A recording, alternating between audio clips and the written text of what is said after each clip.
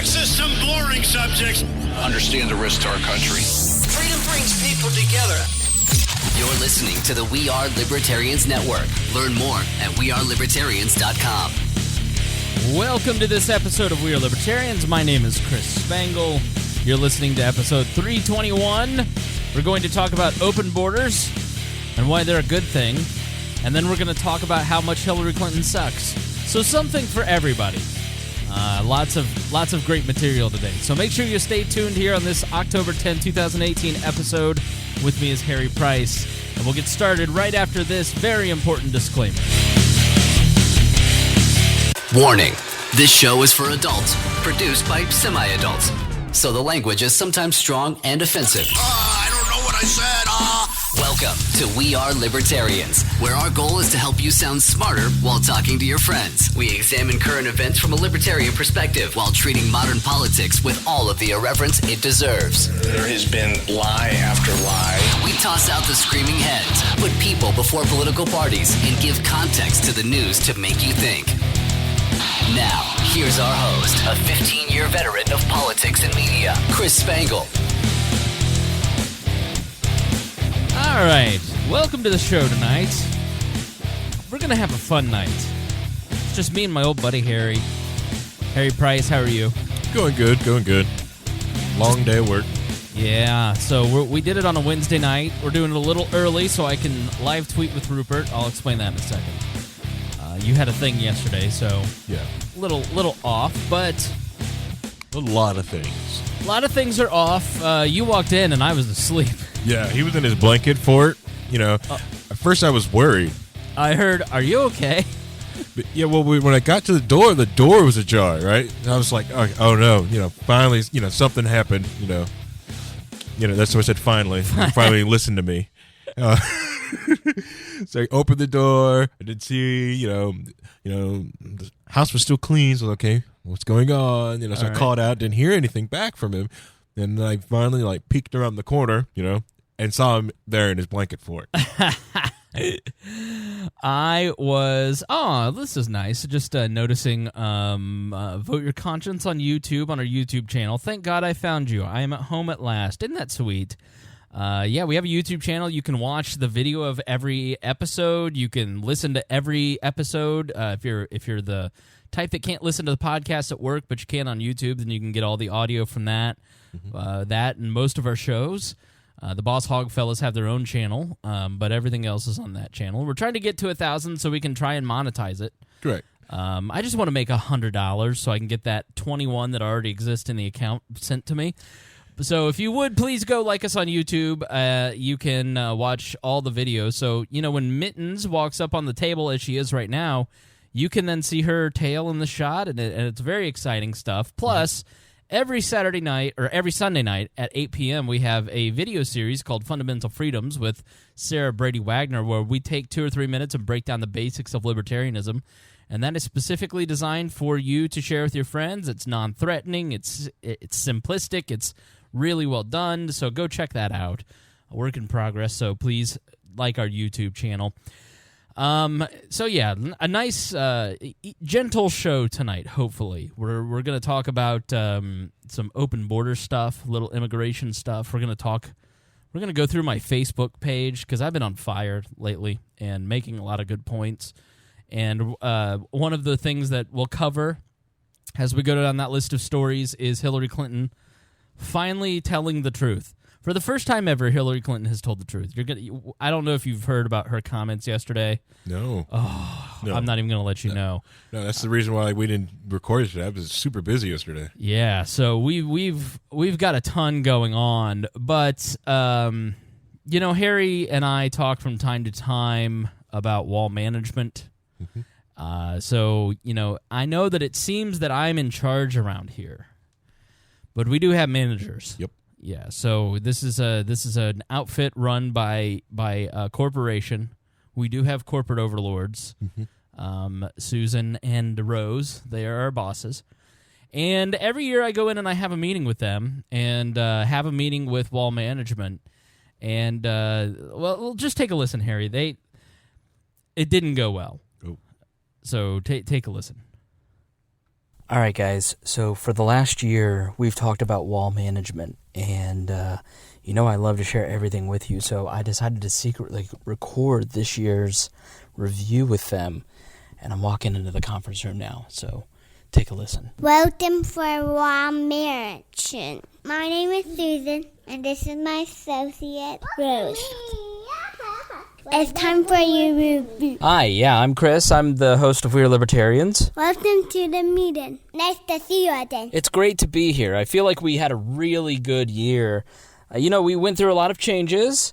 So what do you think of the show right now? Sucks. Bye, show. What information are you doing on the air? I'm going to fire you if you don't get your ratings up. This is a terrible show. You're not rap, Kendall. You can do better.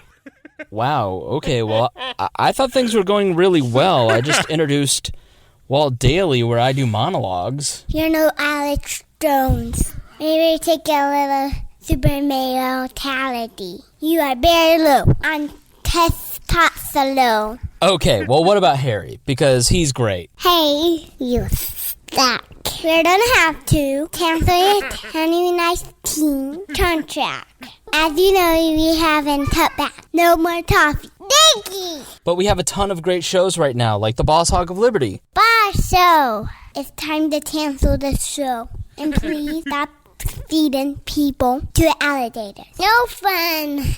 All right, but what about Brian Nichols? North. Libertarians are North. I say he sucks. Poop. Stop wasting your boat. Man, there has to be at least one thing that you like about this network. Tab Washer is the only good show. I love Tab Talk. That's in a huge way. Na na na na na na na na na na na na na na na. I love America. I'll fire you. All right, so you may not like the content, but look at the Patreon numbers. They're way up from when we introduced it this time last year. You can do better. Did you see these numbers? I see better numbers inside my sister's diaper. It's no fine. You loser. You need to get that numbers up. Those are rookie numbers. I sold 5 million by the time when I'm 2. Where are my pie charts? Man, you'd think you'd like this show more in the age of Trump. Boo Donald Trump! Boo Donald Trump! I hate him. I know, please. I really thought that this was going to go a lot better than it did. I mean, is there anything else? Yes. You can do better. Not to mention you're ugly. And for goodness sake, trying to not look so fat on YouTube. Where else? I'm canceling this show. I don't want to see you again. Get out of my office. Have a nice day. Okay, well, thanks for your time, and I'll talk to you soon. I said the day.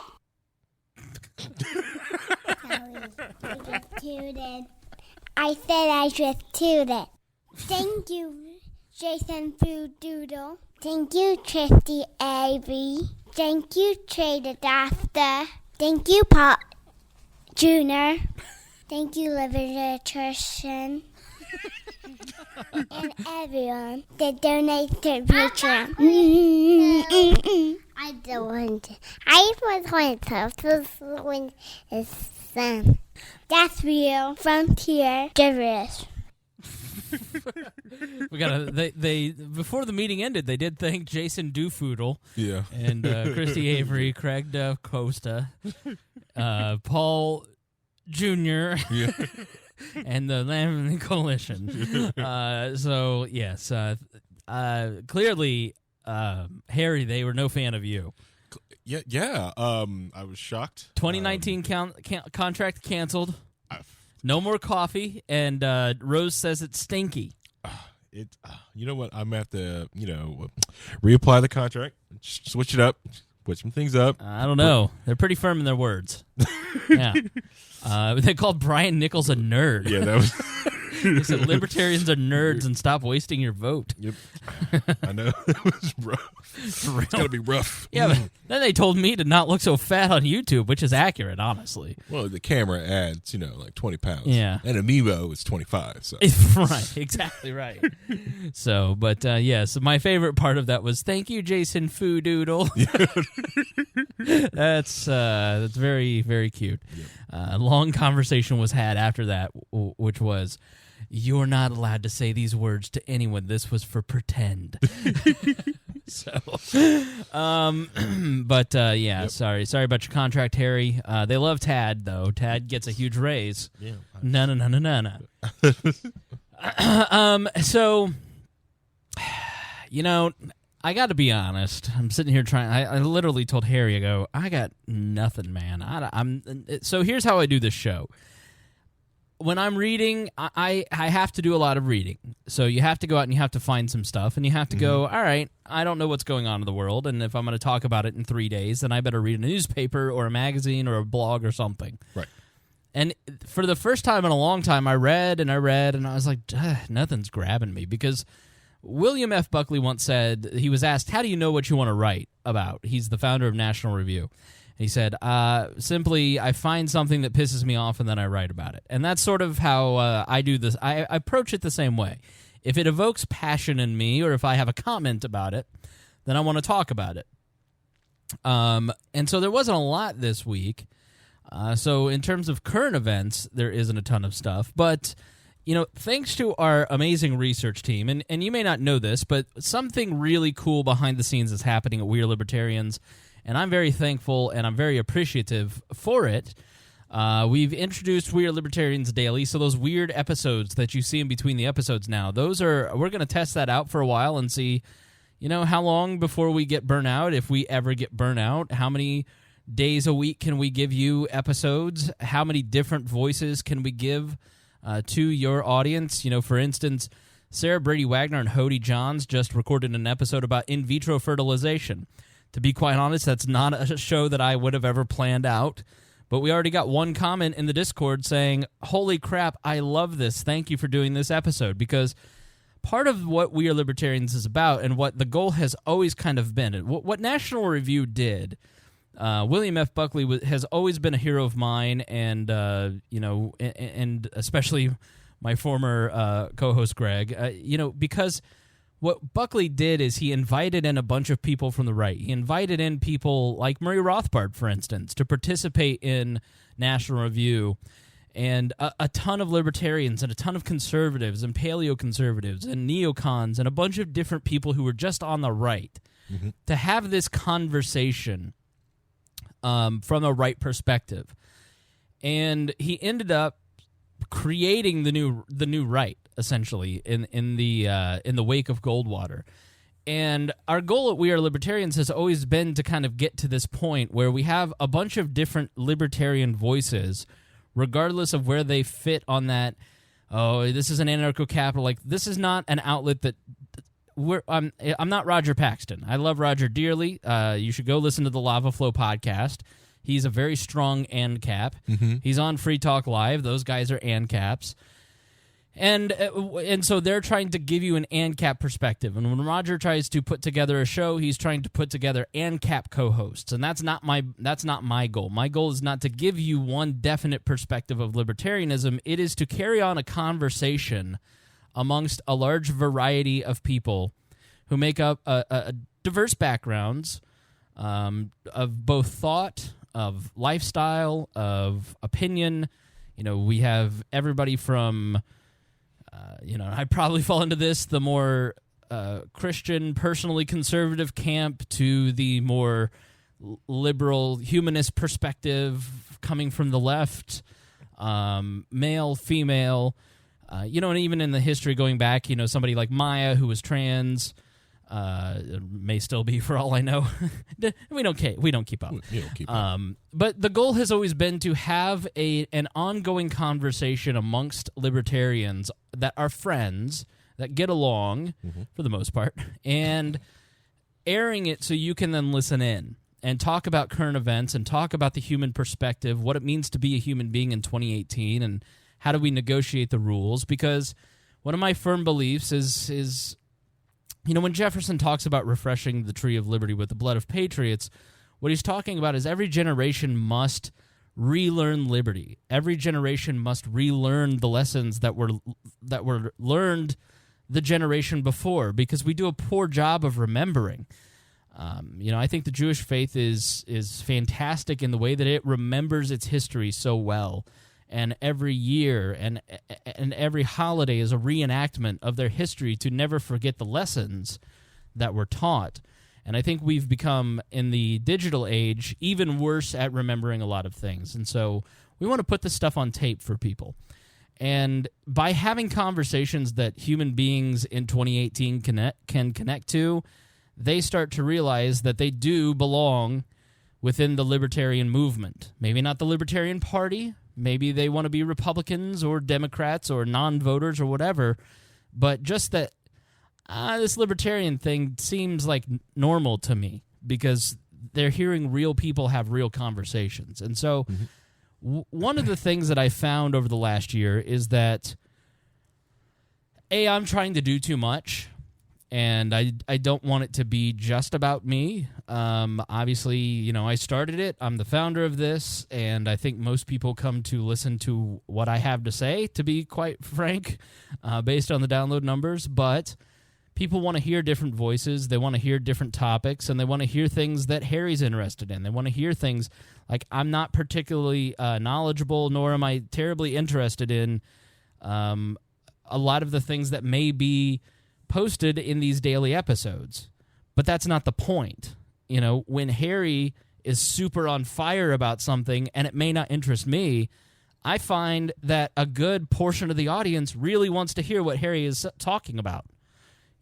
And so I don't want to create an army of little Chris Spangles just going out there and so we're recruiting people to record these little daily 20, 30-minute episodes, people that I know have the ability to pull it off, the ability to put into words their insights, to cover things from a perspective that are really detailed and are not going to waste your time. And, and then quality of audio, which initially it's going to be a little rough. Yeah. Just stick with it. We're going to, as the Patreon dollars roll in, what I'm going to do is send equipment to some of these regular recurring hosts. So, I listened to a couple today, and I'm like, I got to get that guy a mic. I got to get this guy a mic. So that's what the Patreon money's going to go towards. It's going to go towards upgrading equipment and things like that. It always does. And supporting that network. And so the goal is to give you more, which is what you've asked for. We want more content. We want more voices. We want more subjects. And we want it in this sort of style. A lot of these are going to be conversational between a couple people. Some of them may be monologues. Some of them may be interviews. Some of them may be debate audio. Who knows? We're just going to kind of test it out. We're going to experiment a little bit and see what you guys like and what you don't. Already getting really good comments on the first couple, and we appreciate that. And so if you'd like to see it continue, you got to do three things. First, donate on Patreon and make it clear that your Patreon donation, get in the group or send me a note and say, hey, it's going because you're doing more content. 2, share it on social media and say, I loved this episode. I got a lot out of this episode. Hey, check this out. And number 3, send me a note and just say, hey, I really liked this. And send the host a note because their currency is going to be, for now, the currency is compliments.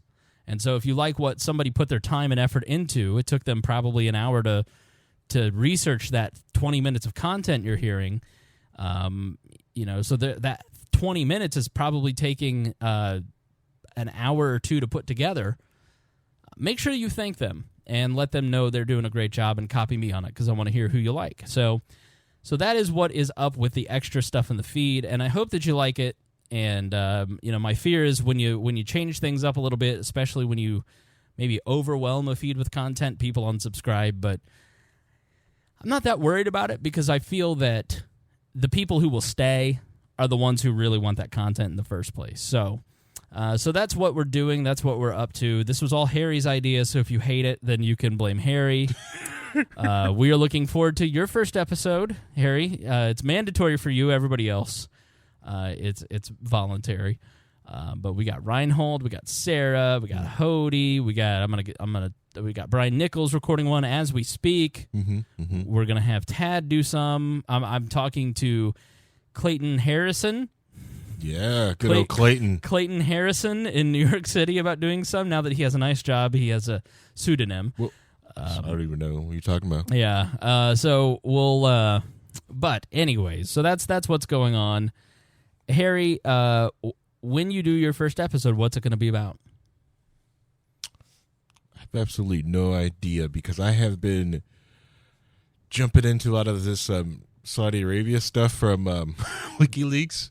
And so I can't really read Arabic, so it takes me a while to like translate it and get it translated several different spots. So like I'm just kind of delving into like crap most people don't even care about. So I don't really know. But it could be like, but there's so much other stuff. Like I really feel like doing a whole episode of why I hate Facebook. Okay. And because I feel like I keep having the exact same conversation, like, well, why aren't you on there more often? Why are you on there? It's like, yeah, I hate it, and it's not like a normal hate. Like, well, like everyone's got these other reasons why they hate Facebook. I have like reasons like that I feel that are valid and why I dislike the place. Well, we want to hear them. The people want to hear from Harry. You're very popular. Am I? Not with me, because I tried to set up a Linux server today, and it didn't go well, so I'm blaming you. Honestly, I think the Linux server probably did everything fine. I think you probably forgot the sudo one too many times, or someone accidentally gave you root privileges. I don't know what I did. You're going to have to come over and help me. Oh, no. All right, let's jump into it.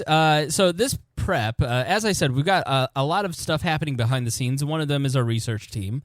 And if you're out there and you're tired of wasting your time on Facebook arguments and want to put that brain power towards something more useful, then hit me up privately and you can join our research team, editor at wearelibertarians.com. And we've got several different shows already prepared in there, and so if I'm not feeling the inspiration, then I was able today to go in there and go, oh, wow, great information, all put together by our friend Hody Johns, member of the research team that we've got, tons of detail. And so it is one of the benefits of kind of creating a little network of people who are willing to work together to bring you great information. And that takes time to manage, and I'm not doing great at it, but we'll get there. But thankfully, we've got really great people like Hody putting together research. And so, he came to me and he said, I want to talk about the argument for open borders. And I look at it from a very philosophical perspective, and I've said before that my feelings on it are mixed for a lot of different reasons, which we'll kind of get to in this. But he in the research that he did, he made some really compelling points that I want to share with you. But okay. I think first what we need to do is really to define some terms, right? Mm-hmm. And so we're not doing great at this as a society. We're arguing feelings, we're arguing things that we think are true, but we're not actually arguing definitions. What is a leftist? What is a liberal? What is a progressive? What is a conservative? What is a right-wing conservative? What is a so there's all these different terms that everybody's throwing around at each other. Yeah. And it's very subjective at this point. And so yeah, it means nothing. It almost means nothing. Right. Calling someone left or right means almost nothing nowadays. Right. It's like your traditional conservative, like Mike Pence in the media now gets called a far right-wing conservative. No, he's just your milquetoast, run-of-the-mill conservative, but you add that little far right-wing, and then it sounds scary. Scary. So the argument for open borders, so let's define some of these terms. This is all from the Cambridge Dictionary. So an open border is a situation in which goods and people can enter and leave a country easily. So it's just open. It's like how would you put it? Not even mesh. It's just there's nothing just there. Open. Just open. You just travel. Open. No barriers to entry. Correct. Right. Correct. A conditionally open border is a border that allows movement of people across the border that meet a special set of conditions. So it can be as simple as showing an ID, which is the case between the UK and Ireland. So you just have you don't get harassed. There's no border guards. There's no passports. It's just, hey, show your ID, so we kind of check you, and then you can move between those two borders. It's low barrier, minimum security prison is maybe the way we ought to put it. Yeah, as you escape the prison colony, which is the UK. Right. Controlled border A border that allows movement of people between different jurisdictions but places restrictions and sometimes significant restrictions on this movement. This type of border may require a person crossing this border to obtain a visa, or in some cases may allow a short period of visa-free travel in the new jurisdiction. A controlled border always has some method of documenting and recording people movements across the border for later tracking and checking compliance with any conditions associated with the visa or any other border crossing conditions. A controlled border places limitations on what a person crossing the border can do in the new jurisdiction. This is usually manifested in limitations on employment, and also it limits the length of time the person can legally remain in the new jurisdiction. This is the current type of border the U.S. has with Mexico, for instance. A closed border, so that's medium security prison. Yeah. So, like, we have medium security prison between Mexico and the United States. Mm-hmm. Then there's closed border, a border that prevents movement of people between different jurisdictions with limited or no exceptions associated with this movement. These borders normally have fences or walls in which any gates or border crossings are closed, and if these border gates are opened, they generally only allow movement of people in exceptional circumstances. The demilitarized zone between the North and South Koreas and the Berlin Wall could have also been called a closed border. So this is maximum security prison. And so, you know, sometimes the argument is between the open border, Right. and the maximum security prison border. And the reality is it's always going to fall in between there, because we're not, in this day and age, it's like we're making it binary as opposed to the gradations that exist. The gray areas don't exist. It's black or white. Well, I see what you're saying. I see what you're saying, that it doesn't exist. But I think besides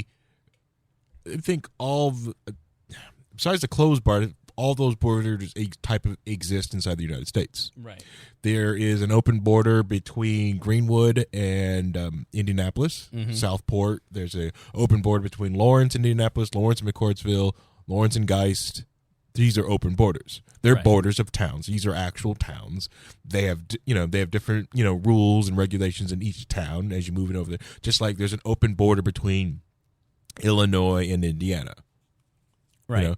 There's free movement of travel between anyone going from Illinois to Indiana. Then you've got, Minnesota up there, the northern part of Minnesota, where people travel through Canada to get to the other part of Minnesota and to get back to the United States again, which is, like I said, borders are silly places, where they simply just have to show ID, call on it's not even a border guard that's there, it's a phone. And they get out and they call on the phone and they just say that they're crossing and they give their ID number. There's a school bus that actually goes across this border every day for school, and they stop and they give all the kids' IDs, numbers to to the phone box, and the bus driver gets back on the bus and drives across the border again, and they do this again every day. Yeah, so this is a good time to mention a couple distinctions in open borders. There's the de jure open border, which is not the soup of the day. Open borders that are legally recognized as open and non-restrictive. De jure means in law in Latin. India and Nepal are examples of having a de jure open border, as legal statute exists that demands all citizens be allowed to go back and forth without restriction. De facto open borders that may or may not legally be open, but since no enforcement or law exists, people are able to cross them freely. Canada and the U.S. have a de facto open border, as both countries can legally restrict movement over the borders, but neither actively do. Yep. So there's ones where... Except in weird places. There's some weird places where you've got to cross and stuff like that. Right. But you could go like 10 minutes down the road and it's just cross the street, or miss your lose GPS connection in the woods and walk right across the border. Yeah. It's weird. So let's take a look at the history of borders within the United States. Let's look at some historical perspective. Okay. Because I think, the constitutional conservatives would argue that the founders wanted a closed border. But when you actually look at history, that's not the way that it worked. So when you look at the Articles of Confederation, for instance, literally every single person in America was an immigrant, including the natives themselves, whose migration was well documented. So everybody in the beginning of this country was an immigrant, and Then the Constitution and slaves. And slaves, that's right. And the Constitution guarantees. Then the Constitution was written, and it guarantees freedom and protections for all peoples, not just citizens.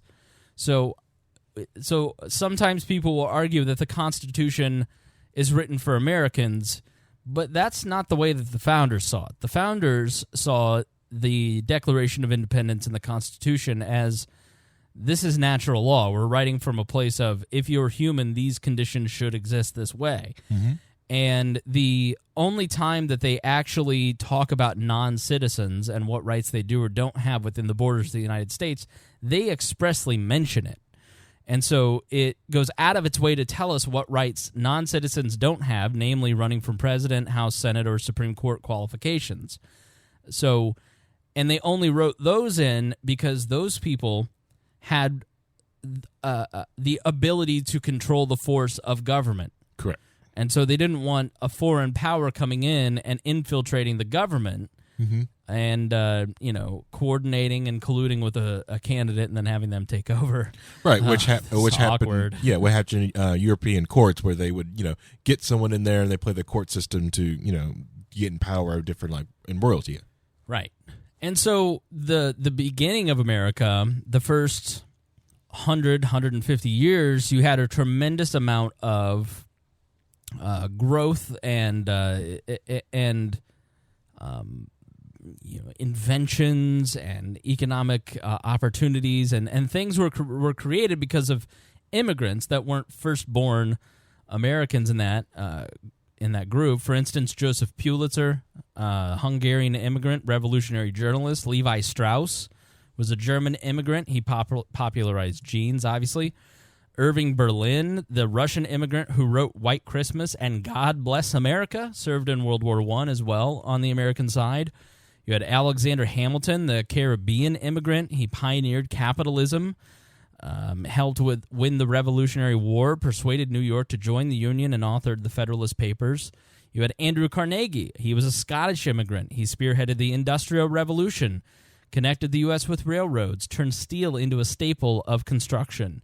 You had Ayn Rand, who was a Russian immigrant. She was an objectivist, a libertarian icon, and authored Atlas Shrugged and The Fountainhead. There's Nikola Tesla, a Croatian immigrant, electrical pioneer, inventor of the Tesla coil and the alternator, and radio and many different other things. There's also the Marquis de Lafayette. He frequently took advantage of the open borders between France and America. Yep. With the rest on this list, you could argue that maybe they would have gotten into America after some extra hassle and time, but under current conditions, Lafayette never would have been able to move as freely as he did and participate at the level of government in which he did. Without Lafayette's ability to move from country to country freely, we would have undoubtedly lost the Revolutionary War because he was so dedicated to the American cause. And these are all people who immigrated here prior to 1921. And that's when things changed. Imagine that in the Progressive era. or shortly after the Progressive era. So you have a massive amount of immigrants. A lot of my family immigrated here with the German immigration in the 1870s. I don't know about your family. I have some family that fought in the Civil War for the Union. On my dad's side, I have English royalty. On my mom's side, I also have Hatfield and LaCroix Hill people on my mom's side. The tree doesn't fork a lot in one branch of my family. And then she married English royalty. God bless America. But, I'm third or fourth generation German on my dad's side. And I actually had a date last night with a family. She's Vietnamese. Okay. Her parents immigrated here in the 90s, and she had a whole history of her family's immigration story to this country. I'm third or fourth generation out. I have no history. I have no idea why any of my ancestors immigrated to this country, but I can tell you that they did. So I am a little jealous of that story. By the way, the date ended with, "Hey, it was great to meet you." Usually not a good sign you're going out again. You don't know that. No, I know that. But we are so assimilated now, 3 or 4 generations in, most of us, that we don't know how our families immigrated here. So things changed in 1921, and that's when the Emergency Quota Act. Harry, if somebody in government introduces something with the Emergency Blank Act, how do you react to that? It's like, knee-jerk reaction to some bull crap. That's never going to go away. It's never going to go away. It's going to be the worst, but it's going to be temporary, but it's going to be the worst thing imaginable. And guess what? It wasn't temporary. We're still living with it in nearly 100 years later. So why did we stop letting people in? Why did we start to go from more of an open borders, free country to more of a closed borders country? It was because people became scared of white Eastern Europeans in the aftermath of World War I. So Study.com writes, so what spurred the Emergency Quota Act? In the early 1900s, there was a social anti-immigration movement in the United States. People began to push the federal government to restrict the number of foreigners who could enter the country. This is ironic, given that there were so many people here that were already, in fact, foreign-born. There was an inherent prejudice and fear against those who were born elsewhere, known as xenophobia. This fear contributed to the nativist movement, which believed in rejection of anyone foreign-born. So from the actual law, the most important legislation from the earliest, so this is actually, what's the source on this? Let me look at this. Immigration.laws.com writes about this particular piece of legislation. The most important legislation from the earliest 20th century came in 1921. Referred to as the 1921 Quota Act, this legislation utilized immigration statistics to determine a maximum number of immigrants allowed to enter the United States from each nation or region, a practice we still continue today.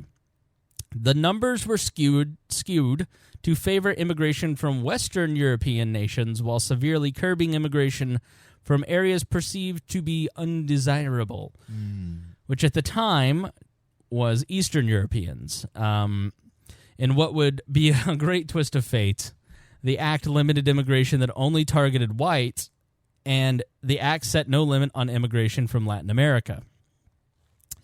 As with many government policies, it was intended to be temporary. Thus, why would the emergency word be in that title? But the government never got around to giving the power back to Americans. In 1965, this law was replaced by the Immigration and Nationality Act, which expanded upon these powers and allowed the government to base citizenship on a system of preferences based on immigrant skills and family relationships with U.S. citizens or U.S. residents. So I actually heard Rush Limbaugh talk about this today. He mentioned this very thing that I heard him talking about, and here's how he spun it.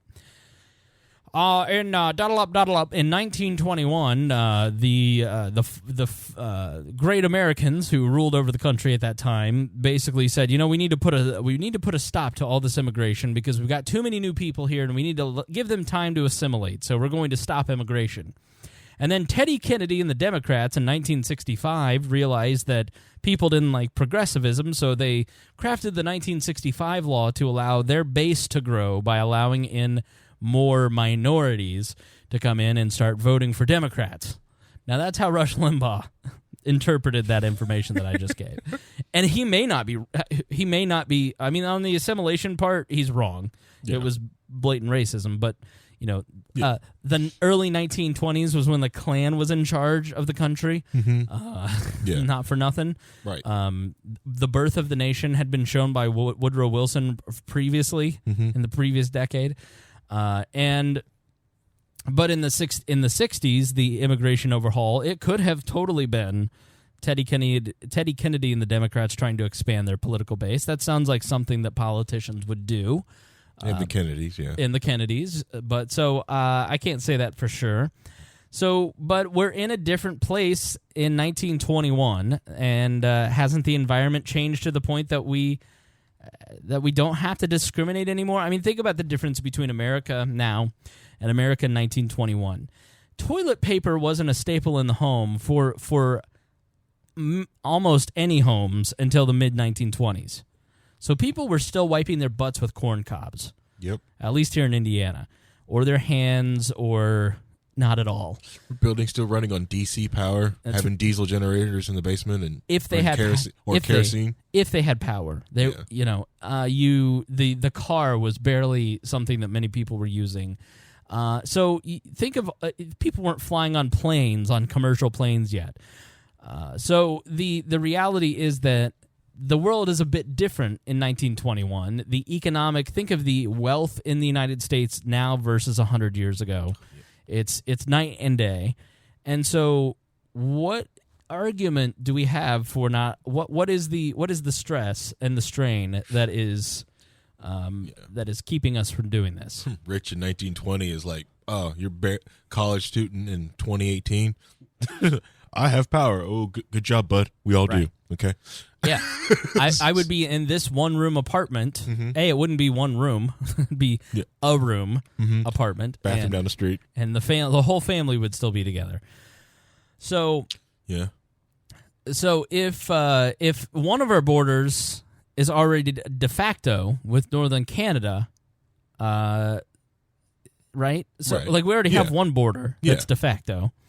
So the trouble we'd be in isn't unimaginable. We'd already have an example today of what one looks like, Hody writes. But this is where I think Hody makes an interesting point. But yes, we are in a different place now. Opening our borders back up would also mean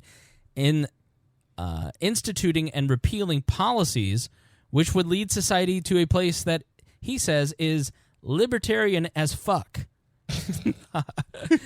And so I've never heard it put quite this way. And I thought that he made an interesting point that I had never considered. So I'm giving him all the credit instead of taking all the credit myself on this, because I never had really thought about it like this.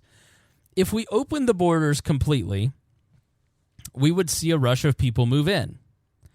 And so it is a bit of overwhelm the system towards liberty. And so it's a little bit of the opposite of overwhelm it towards fascism. But so we'd have to repeal limitations on self-defense if we open the borders. Without the government vetting who is dangerous and who is not, the people would once again be entitled to protect themselves. Right. Relax, the government is still in charge of providing for the common defense, so a military movement over the borders will still be dealt with nationally. Mm-hmm. So we'd have to take better care of ourselves in terms of our own self-protection, because there'd be a lot more people who don't.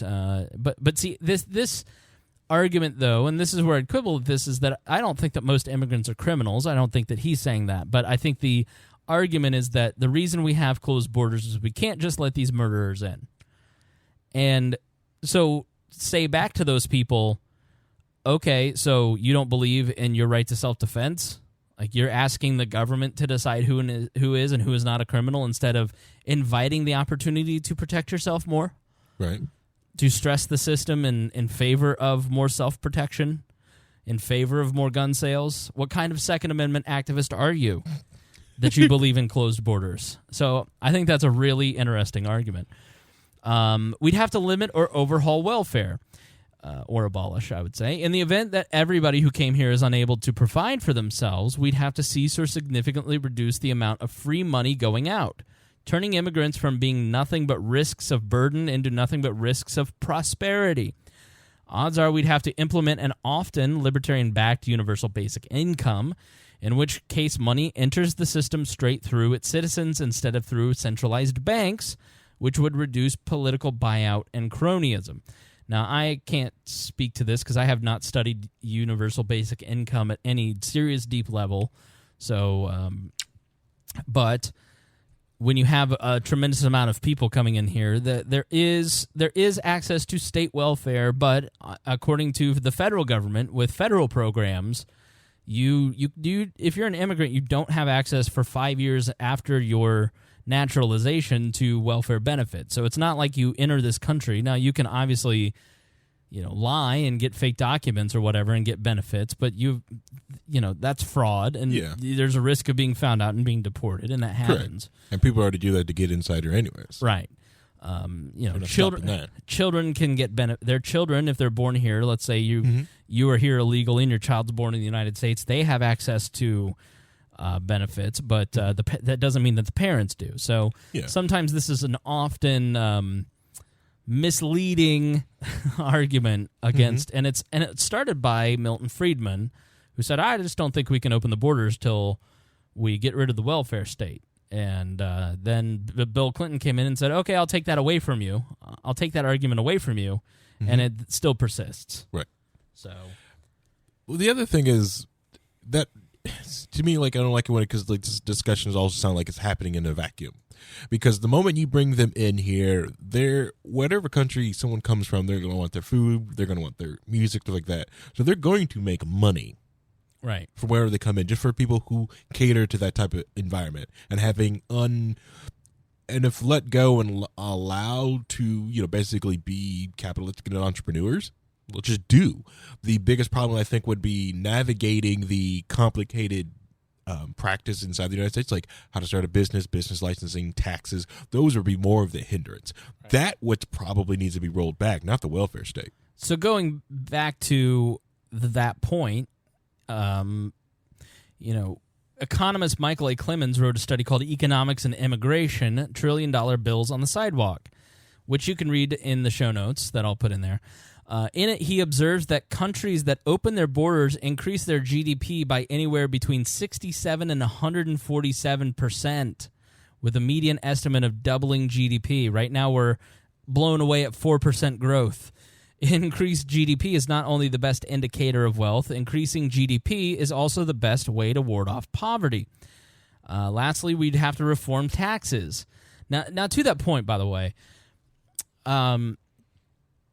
freedom of movement, freedom of the movement of labor, and the ability to hire whatever labor you see fit is a key component of a free market. So it's hard to call yourself a free marketeer and a capitalist if you believe in closed borders, because you're using the power and the force of federal government to make a decision that you can't hire a certain segment of workers.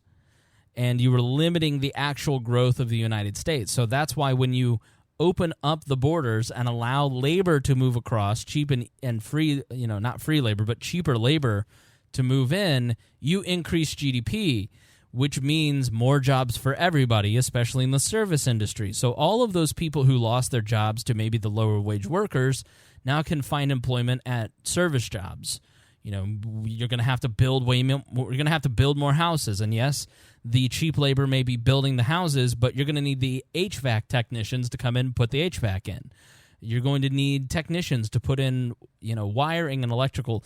Carpenters usually are first-generation immigrants, but electrical engineers, for instance, the people who come in and do the wiring in the house are not. Right. I've worked on construction sites, trust me. So we'll have unions protect those jobs anyways. Right. So you're opening up when you grow your GDP in that way, you're creating more job opportunities in the very sectors that jobs are lost. People are just going to have to maybe find a different job. That happened to my dad. My dad could no longer compete in the marketplace of janitorial services in the 90s and switched to marble restoration. He went from dumping trash cans and mopping floors to a highly specialized skill that paid him a lot more money. And it was a fairly painless transition for him. So we sometimes rely on these tropes that just don't really have real-world applications because our bias wants us to confirm them. Lastly, we would have to reform taxes. Given that people can cross borders at will, taxes would need to stop being tied to property and income, since both of those taxes can be avoided with an open border. The two most likely scenarios are a flat sales tax that replaces all other taxes, or in the case of universal basic income, no tax at all, and the government keeps a percentage based on how much was given to the citizens. So what are your opinions on that? You were shaking your head. Oh, sales tax. That's awful. That put all this burden on a business owner to collect the government's money for them. Screw that. They want it, they can come collect it them damn selves. All right. No. That's how I just feel about sales. I always was a fan of the fair tax, back when I didn't believe taxation was theft. So I might disagree with you, but if you have to do some theft, any theft at all, right? But theft is awful. How about $1? Everyone gives $1. And if you think the government is being a good steward of your money, You could just volunteer to give them more. All right. $360 million government. Okay. If you think they're doing a good job, give them more. Maybe not the most realistic tax proposal I've ever heard. Maybe at this point, maybe they need to do a good job, and maybe someone would give more money. Defining closed or heavily regulated borders due to bad state policies only protects the state from itself. Even if we don't deal with these issues first, opening the borders will not create a problem so much as it will reveal these bad policies and demand libertarian change to adjust for the good practice of opening our borders. And so as you increase labor, and trust me, the marketplace can handle it, as you saw women enter the workforce in the 60s, 70s, and 80s, you saw entirely new job markets open up, like the nonprofit and the nursing industries. Those are two places that increased in new opportunities because women have a different set of goals, social goals. And so they created job opportunities that matched those social goals. And so as new immigrants come in, new job opportunities will happen. I live in a very highly populated area of immigrants, of people, the people from Burma, who are Christians who are persecuted from the Buddhists, and they get here with nothing. They come here with what they have on their body at that time, and they come into a culture from literally in some cases lean-tos with dirt floors to an apartment in Southport, Indiana. And they get Bed Bath & Beyond coupons, and they show up at Bed Bath & Beyond for the free pillow because they think that's what it might say. They have no idea what a Fresh Idea card or a Kroger card is. And so I've had a lot of interactions. It's like you kind of go to the grocery store, and they're like, and I'm like, hey, I'm nice and friendly. And, all of a sudden over the last, I've lived in this little area here for about 10 years, and I have seen... Too long. Well, I have lived here, and I have watched the businesses in this little town go from English-speaking businesses to more Asian-oriented businesses. That's true. And the amount of improvement on the buildings has been significant. Yes. The area in a lot of places, the businesses, when they move in and they create a grocery store, for instance, all of a sudden, when it was a Mexican restaurant, it was a dump. When it was an appliance store, it was a dump. And then it comes in and it turns into an Asian grocery or an Asian restaurant, and all of a sudden, the outside of the building starts to look nice because they don't know anything about zoning. They don't know anything about leases. They just this looks bad. I'm going to make my business look good. So the area I live in has actually improved because of the immigrants. So it is just I find a lot of the stuff just not to match my own eyes. And sometimes, as we'll talk about later, I just see political arguments gaslighting me to believe something that my own eyes don't bear out, that facts that I read from think tanks don't bear out. And just because everybody thinks these things, it doesn't mean that they're true. Right. So I can see why you like living down here. It was very easy to get down here from leaving downtown Indianapolis to get down there. I get it. 10 minutes. I get it. Yeah, I get that. It took me 18 because there was a small accident on the right before the I-70 and I-65 junction where you have to choose between there. There was an accident right there. Other than that, yeah, I was wow, I'm already down here. Get this now. It's super easy to get downtown. I'm 2 minutes from the airport. I'm 10 minutes from any store I might ever need. Yeah. I have Lebensfrau, legroom. I drove from the downtown. I drove from 34th and Keystone. Yeah. And where I was a minority, and then down through Fountain Square, where my economic class was a minority. There's a lot of white trash, and it's just everything's so cramped when you live in that part of you drive through the parts of the city, and then you get to my area, and it's just there's space, but it's still urban. It's still I don't know. I like it. This is not urban. This is urban for Indianapolis. Okay, I'll give you that. Yeah. This is not Philadelphia, okay? This is barely Jacksonville. Yeah. So, the mindset of our forefathers, we have to ask ourselves, is opening our borders ethically good or not? So you have to look at it multiple ways. Is it ethically good to close your borders and to grow the size of the state to enforce that? Or is it economically good to do that? If you look at how previous generations thought about it, let's look at the Statue of Liberty, for instance. It's written in direct opposition to the Colossus of Rhodes. And the Colossus of Rhodes, one of the ancient wonders of the world, appealed to the already strong and well-off to maintain their status, and the Statue of Liberty called for the impoverished to become strong and well-off. Mm-hmm. It's different missions, and so we're not protecting the high upper tiers of the economic system. We're inviting the poor of the world to come here and become part of, and that is what has happened in America. Except for what's happening over the last 50 to 100 years, we're now becoming more roads where we're trying to protect what we have as opposed to allowing other people to come in and grow and help grow America along with us. American poet Emma Lazarus wrote the New Colossus poem that is engraved on the Statue of Liberty, and it goes as such. Not like the brazen giant of Greek fame, with conquering limbs astride from land to land, here at our sea-washed sunset gates shall stand a mighty woman with a torch, whose flame is the imprisoned lightning, and her name Mother of Exiles.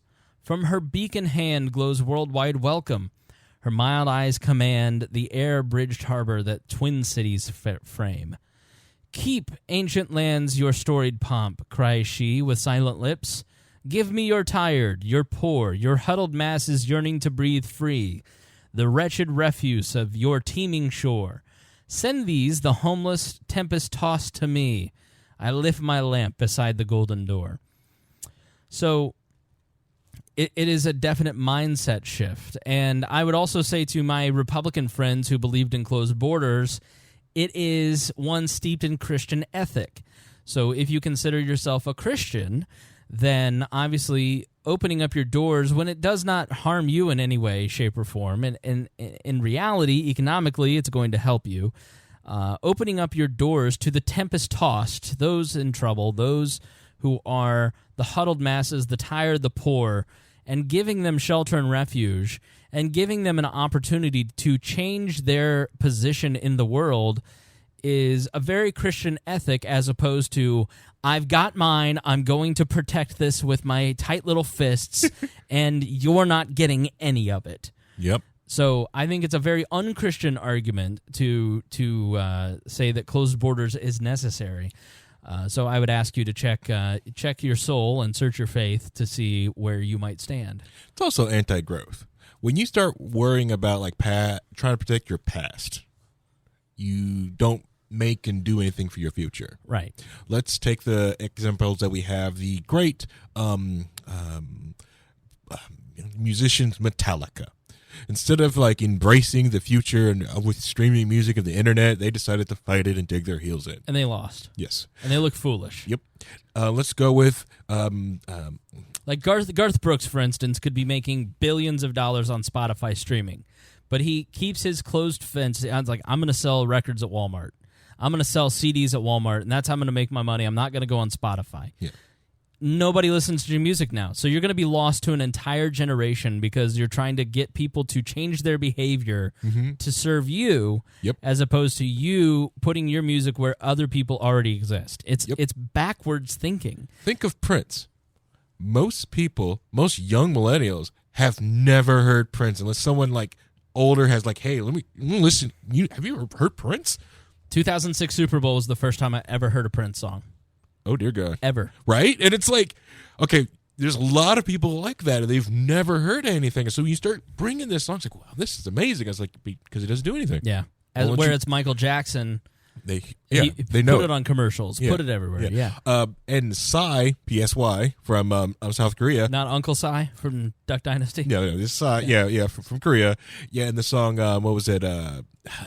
Goofy song that was Gangnam Style, right? Went everywhere. He's just no, go ahead, just put it out there, blew up YouTube, and it showed a lot of different people okay, you're right. If we lock our stuff down, we don't get the touch this guy has. This guy's making all this money because, it's easy to share. It's one of the songs they could share, and he just let it go anywhere. Yeah. Then you've got, let's see, who's that guy named Edison? All right, Thomas Edison, right?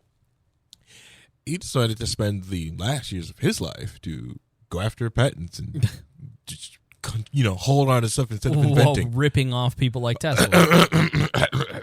He started to go out of patents. You have no proof about that. Edison, instead of creating inventing. Quote me. Fuck Thomas Edison. He was a thief. He was a thief. He people, the contracts that he bamboozled people into. He was a thief. Yeah, Steve Jobs of the early 1900s. Oh, sorry. No, Steve Jobs. He made Steve Jobs look like that is true. Bill Gates. Yeah, because Wozniak is Tesla. Right. Oh, for sure. Yeah. It's just luckily like people like listen to Woz. But so he sat around doing all these patents of looking about his past, just trying to do that instead of inventing. Do things that got you here. Yeah. Just do. The other thing is, like, I see a lot of people like worried about the singularity, the idea that eventually robots are just going to take over and stuff like that. Things that are pushing that up is the whole minimum wage thing, making minimum wage go higher and higher and higher. But if you make wage cheaper and cheaper and cheaper, and people come in, you slow this idea, this fictional idea of the singularity of where robots are going to replace everything with people. Right. Just keep throwing bodies at it.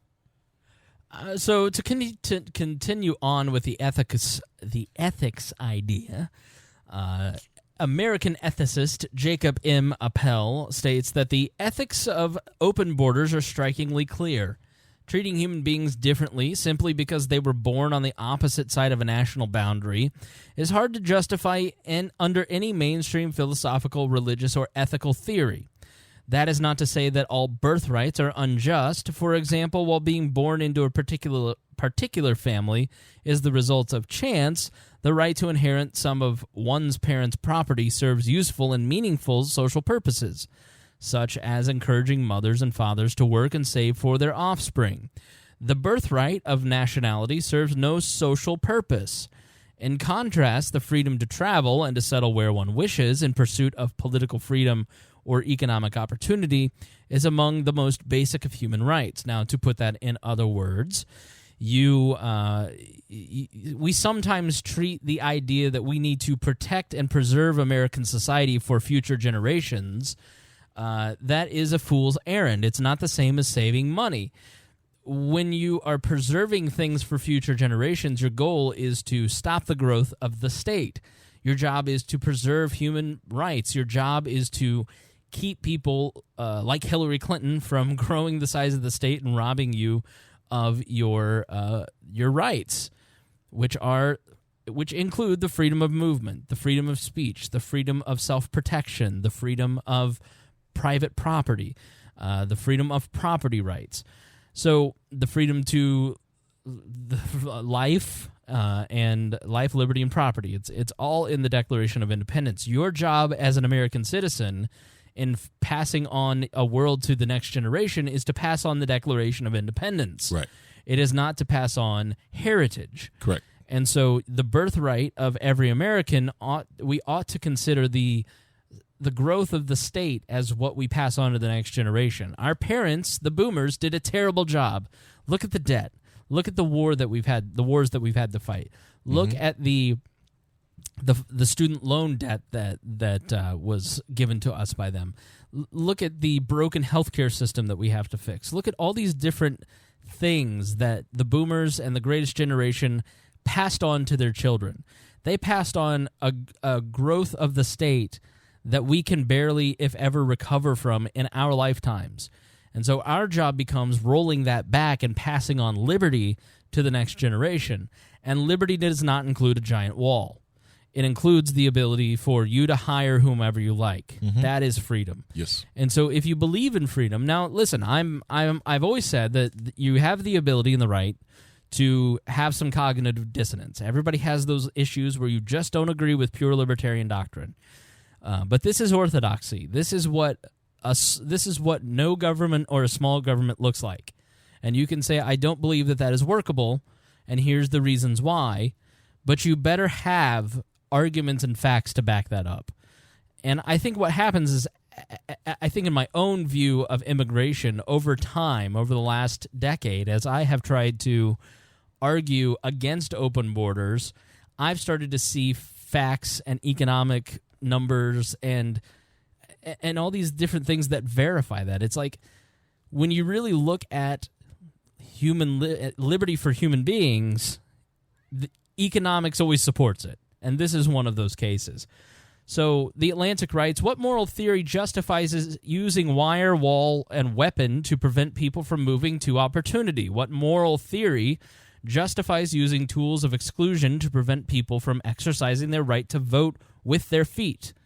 No standard moral framework, be it utilitarian, libertarian, egalitarian, Rawlsian, Christian, or any other well-developed perspective, regards people from foreign lands as less entitled to exercise their rights, or as inherently possessing less moral worth than people lucky to have been born in the right place at the right time. Nationalism, of course, discounts the rights, interest, and moral value of the, quote, the other, but this disposition is inconsistent with our fundamental moral teachings and beliefs. And so that's the point in foreign policy and in immigration and anything dealing in non-domestic policy. Do other people have the same moral worth as you? I believe so. I don't look at a Pakistani and view them as less than me. I don't look at a Muslim and think they're worth less than me. I don't look at a Mexican and say they're worth less than me. They have the same inherent rights that you and I have. They exist under the Declaration of Independence as you and I do. They may not exist under the Constitution, but they all have the basic right to life, liberty, and property. And using our government to stop that is not something that I can always buy into. So we'll put some of the sources and we'll put this document into the show notes so you can see that. Harry, any final thoughts on open borders? This is obviously an ongoing conversation, so if you have comments or questions, editor at wearelibertarians.com or go to wearelibertarians.com and leave us a voicemail. I will say this to Hody in his comments here in the YouTube channel. Like, I really haven't looked that much into universal basic income. Every time I even the thought of it just kind of like makes my butthole pucker. I don't really like it. The other thing with this whole open border thing is I like the idea of allowing free people to travel where free people want to go. If people talk about, well, we have unfettered access to possible murderers and stuff like that, but you know, like I said, these borders exist between Illinois and Indiana. You know, south side of Chicago is one of the most dangerous places you can get to in the Midwest. And it's like a 2-hour drive from where I sit. You know, there's no border there. So let's be rational here. Let's really think about this. The other thing with it is when it comes to like the whole borders and allowing people to move in, you almost have that connected to the internet. The ability that you can touch anyone and can communicate and work with anyone right now, anywhere in the world, we have that through the internet.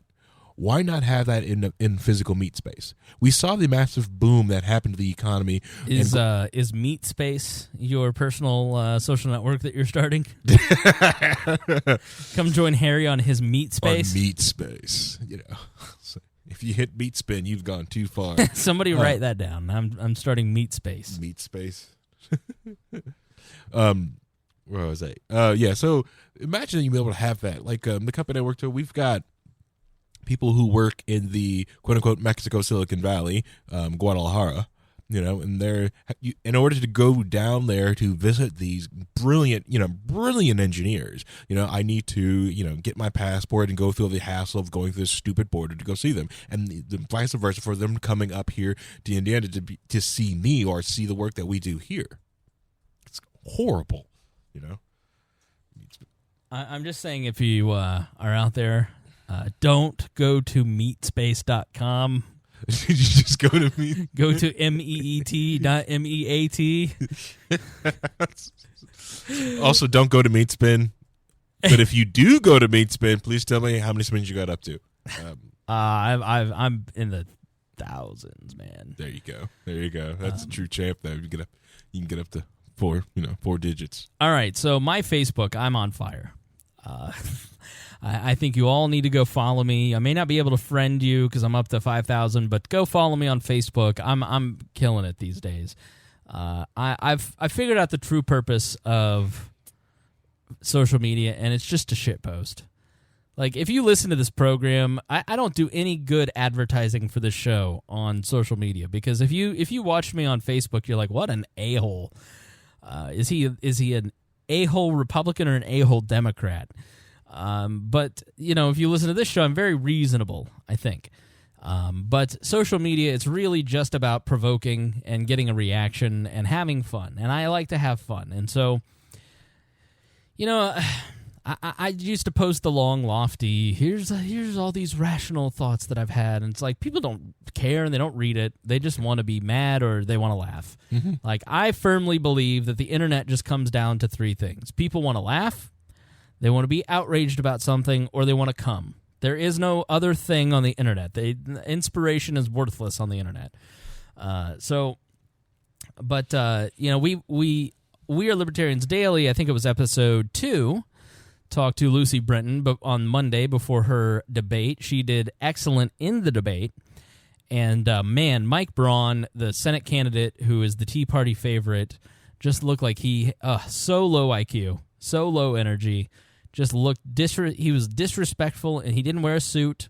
He looked like a libertarian candidate from the 90s. He had transition lenses, bad mustache, no suit. It's the guy that we would have that the Republicans would have made fun of 20 years ago. Now, Lucy just killed Joe Donnelly, the Democrat, the incumbent, who's a moderate Democrat, pro-life, pro-gun, is running ads here basically saying, I love Donald Trump and we've worked together. I know, right? It's weird. Yeah, it is weird to see the Democrat running pro-Trump ads saying, we're friends. But, it is funny once you get into campaign season, you see all of these different people who are like, I want... what are you going to say, Harry? I was saying that one ad of Donnelly, like, he misses these meetings and doesn't do anything, and he's not effective. I was like, are you trying to get me to vote for this guy? Right. It's exactly right. Yeah, he's ineffective, and he doesn't do anything. Okay, I'm in. Sounds like my candidate. And so it is always funny to see people's reactions to a libertarian candidate. Many different people really liked Lucy Brenton and her performance, and a lot of them were Republicans, people that I came up with and that were party hacks and consultants for the Republican Party were like, this is a great candidate. But it is funny when you talk to people about how for so many years, for 2 years, we've not had elections now. And you hear people say, I don't want politicians to pander to me. I want them to be honest. And then you get to election season, and then they go, I just can't vote for Lucy Brenton because she said ethanol is a waste of money, and hemp would be a boon for Hoosier farmers, and a libertarian talking about hemp seems kind of loopy, and, she had some catchphrases, and that seemed off. And you just go, you don't want honest politicians. You want to be pandered to. Yeah, you want pandering. You want the empty suit. Yeah, because if you looked at ethanol is awful. That's what's destroying your car is ethanol. Right. All right? You want to know what's making your car break down so fast? All the ethanol and the gasoline. Yeah. And I just find that when people actually mock a libertarian candidate, especially Republicans, it's because that candidate is effective. Freaking corn. I want corn in their freaking gas. Yeah. Sorry, I just, cars. Sorry. But hemp, you don't understand. If Indiana does not get its act around, right, and the other part of the country does, like if we move on hemp and marijuana like the state of Indiana moved on alcohol on Sunday sales, Indiana farmers going to be behind on a cash crop. The best industry right now are marijuana businesses. That's what's growing, okay? Those are what's growing. That's what Silicon Valley is looking at. It's like weed businesses. That's what's growing. Right. It's weed businesses. So and obviously, anytime you have a strong libertarian candidate or any libertarian candidate, you get the wasted vote argument. Just stealing votes. From whom?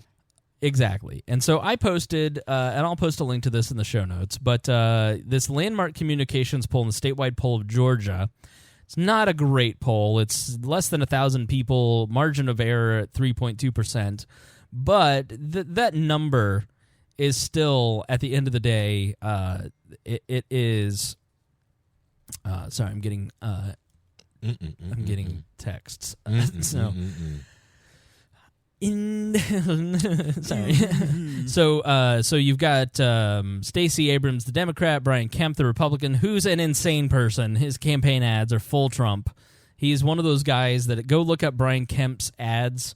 He's just embraced. I said it all along. Like, the worst part about Trump and Trumpism is that now we have to suffer the millions of clones that aren't as good or as charismatic as Trump for the rest of our days. And Brian Kemp is one of those people. And Ted Metz, the Libertarian. And so if you look at the polling, the total is 48% Brian Kemp, 46% Stacey Abrams, and 2.3% Ted Metz, 3.4% undecided. Now, what is interesting in this actual data, now, the way that I came across this is that I got into a Twitter argument with a Democrat. And the Democrat was making the wasted vote argument, saying Ted Metz needs to drop out so Stacey Metz can win, or Stacey Abrams can win. And so the Democrat was making the wasted vote argument. And I said, what proof? Because this is my new argument to the wasted vote stuff. What proof do you have that those votes are being stolen? And he replied back with the thing that actually disproved his comment. And when you go and you look at the self-identified party line, 91% GOP for Brian Kemp, 91% for Stacey Abrams. Of the GOP self-identified Republicans who are voting for the Libertarian, it's 0.8%. When you look at the Democrat, 2.9% of Democrats are voting for the Libertarian. Okay, so that leaves, 96% of voters are just not part of the other two parties. Yeah. So it's completely negligible. 25% other party and 2.1% independent. So that means almost 70% of the people voting for the Libertarian are non-party affiliated or new voters. And so this is what you see time and time again in exit polling. Because I've been a Libertarian Party hack for a decade, I've fought the wasted vote argument forever, so I always watch exit polling. I watch these polls. I collect these little things to try and see if I'm right or wrong. And the highest I've ever seen was 33%, 33%, and 33%. 33% from a Republican, 33% from a Democrat, and 33% of I wouldn't have voted anyways, I'm a Libertarian, or I'm a new voter. So, but by and large, it is mostly people who aren't going to vote if they don't see an option. So the wasted vote argument is a total myth. The other thing that you can look up is just Google, and I'll put it in the show notes, but you can also Google the Libertarian vote in the age of Obama, and David Boaz, B-O-A-Z, has written 2 books in Kindle about libertarian votes. So Cato disproves the wasted vote argument time and time again, every time they study it. And so you can ask that person, what is your actual proof? Where is your data that shows that this candidate is stealing votes from a Republican or a Democrat? I want to see your numbers. Is this just your feeling? Because facts don't care about your feelings. And then let's see what they come back with, because then you can, on the other side, hit them with all of this data that proves that they're a moron. Right. And then you say, not only are you incorrect in your assessment, but you're also un-American, because it is my First Amendment right to gather with other like-minded individuals and speak politically. So I'd appreciate it if you'd stop being wrong, un-American, and unethical. The other thing is, you don't own those votes. Your party doesn't own them. You have to win them. You have to win hearts and minds. You have to produce a campaign that makes people want to vote for you. If you own those votes, then what the heck are we voting for elections? Why don't you just give me your attendance polls and we'll just use that? But, you know, it's like, and there should just be an R&L, RLD, everyone hits that, straight ticket, we just all go home. But no, the party's all broken down. It's like this so people can make choices and decisions based off, you know, campaigns that you run. Right. That's just not, stolen votes is, you know, siren songs of losers. All right, so moving on to the next great thing that I posted on Or Facebook. honestly, libertarians could probably say that the Republicans and the Democrats all steal votes for them because they all champion causes that libertarians have been championing for years. That they just now get, when they become in vogue, they get onto it. Right. You know? Hold on, I gotta text somebody. You keep talking. Libertarians would be like, oh, let's just take the GLBT rights, right? That's libertarian. Now it's in vogue. Now everyone wants to do it. Small government. Oh yeah, we're small government, except for these wars. So the next thing is from Newsweek, and I have verification that I was right on this point. Okay. Rand Paul's wife says she keeps a loaded gun by her bed over fear of liberals. That was a Newsweek headline. And so my friend, Lauren, she reposted this, but it didn't copy and paste what I posted. It just posted the link. Mm-hmm. And one of her liberal friends wrote, oh, yeah, he's just scared of us. Okay, haha, what an idiot. And then she goes, oh, let me actually paste what he said, which was, the headline makes it seem like she is irrational, and yet her husband was shot by a liberal on a baseball diamond. His ribs were broken by a liberal neighbor over politics, and let's not pretend that she's nuts and that politics isn't getting dangerous for those involved on each side. The media is getting worse by day and day. And the person goes, oh, yeah, I forgot about all that. I guess she is totally... The person who is a liberal said, yeah, I guess she does have a right to be afraid. Yeah. So it is just the hysteria that is going on in the left right now makes it very hard to take any of these people seriously.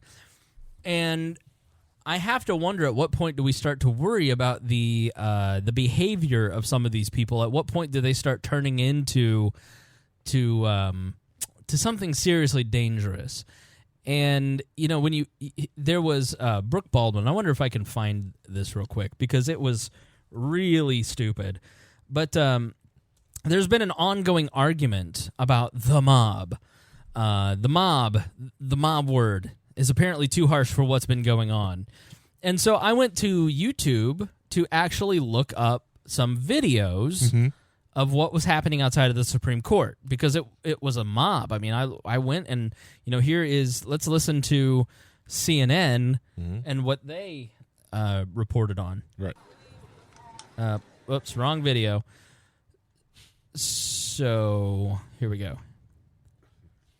Oh, the Trump administration is for the F's most sake. corrupt leadership that this nation has seen in the modern era. Pocahontas.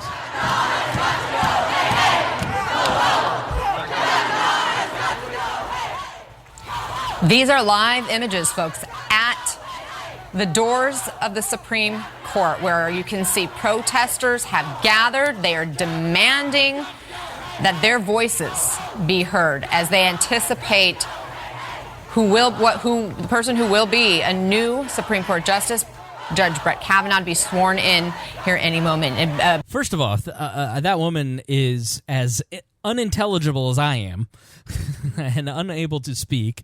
I don't know how she got to where she's at, but very striking. I mean, and so when I went and I just put into YouTube Kavanaugh protest, and page after page after page of the infinite scroll was just news outlet after news outlet after news outlet.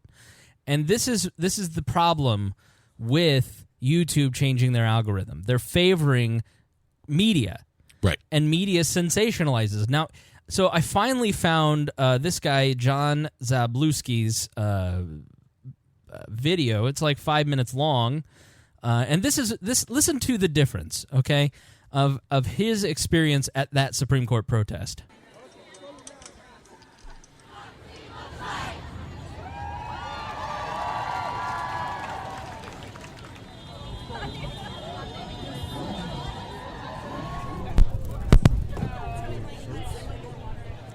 Hear how pastoral that is? Hear how peaceful that is? Compare that to...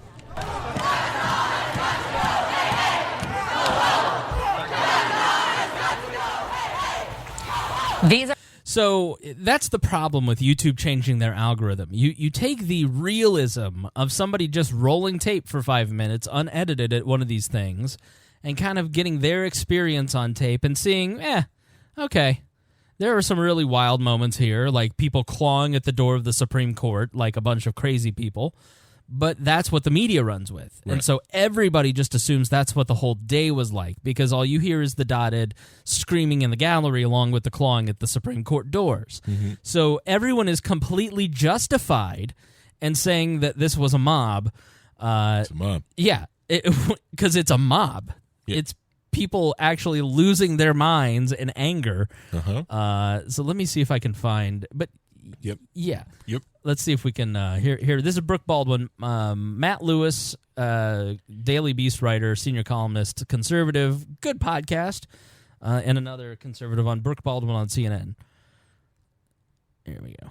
I believe it's the overreaction of the left. When you see people like Ted Cruz getting chased out of restaurants by a mob. You're not going to use the mob word here. It's totally a mob. It is without a doubt. I mean, there's no other word for it.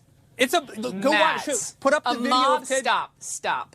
Put up the video. A mob is what we saw in Charlottesville, Virginia, 2 August ago. No, a mob is not what we saw chasing. I'm not saying what they did was right. What about the people who were at the Supreme Court banging on the walls? What do you call that? Civil protest? Or is that a mob? I think it's easily a mob. She's got her hand in her hand. Yeah, and if it were Tea Partiers, we'd call it a mob for sure. Come on, let's be serious. It's Mary Catherine Ham, a conservative, and she's exactly right. Because every Tea Party I ever went to was framed as out of control, crazy conservatives losing their mind, and then you'd get you'd watch them. They would film the most insane person at the Tea Party rally, and you knew that was the person that was going to lead the news, the person with the most inflammatory sign, not the other 5,000 people with normal signs that were handmade and cute little kids and peaceful people. It was framed as nut jobs. It was all nut jobs. Right. Everybody was insane. Look at these crazy people. They're all dangerous. But then these Antifa protesters and then these professional protesters and then these people clawing at the door are not the mob. They're just exercising their right to freedom of speech. I forget what Don Lemon said. Don Lemon said, mob is just too harsh of a word. These people are just angry and upset. He says, is it mob behavior? No, it's not mob behavior. It's people who are upset and they're angry with the way this country is going. I mean, angry people is exactly what a mob is. Yeah. We're talking about, like, if the Tea Party did a quarter of the violence that Antifa has done.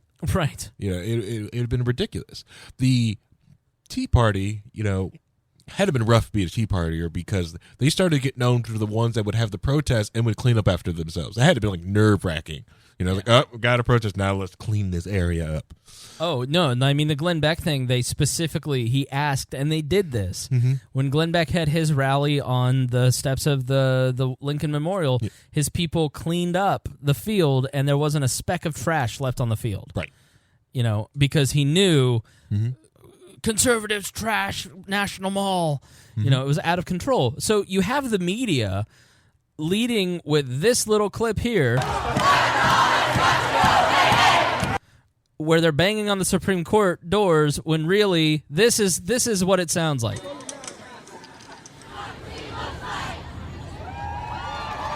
And so when people call it a mob because they see images that are specifically crafted to inflame, then they go, this isn't a mob. What are you doing?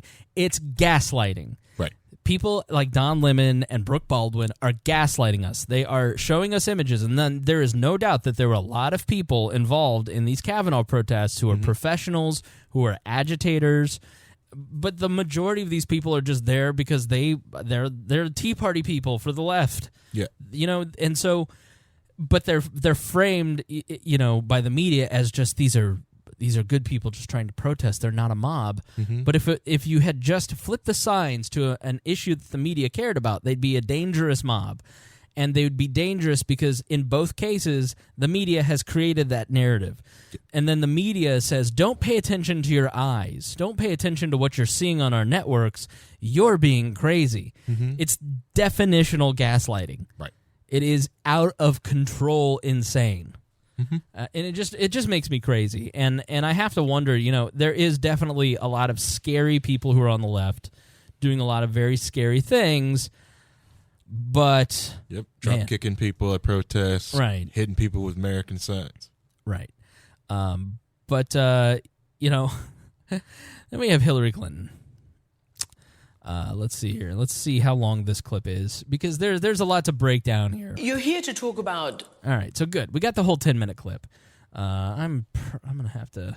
I haven't gotten text back. He might have forgotten. I have a thing at 8 o'clock, and that's why we started a little early, but he may have forgotten. So, because I really want to break this down. Hillary Clinton lost because she's a big fat phony. Mm-hmm. And everybody hates her because nobody believes a word that this woman says. Yeah.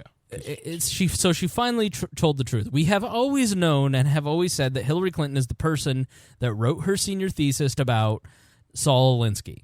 Saul Alinsky was a union mob fixer, a mobster.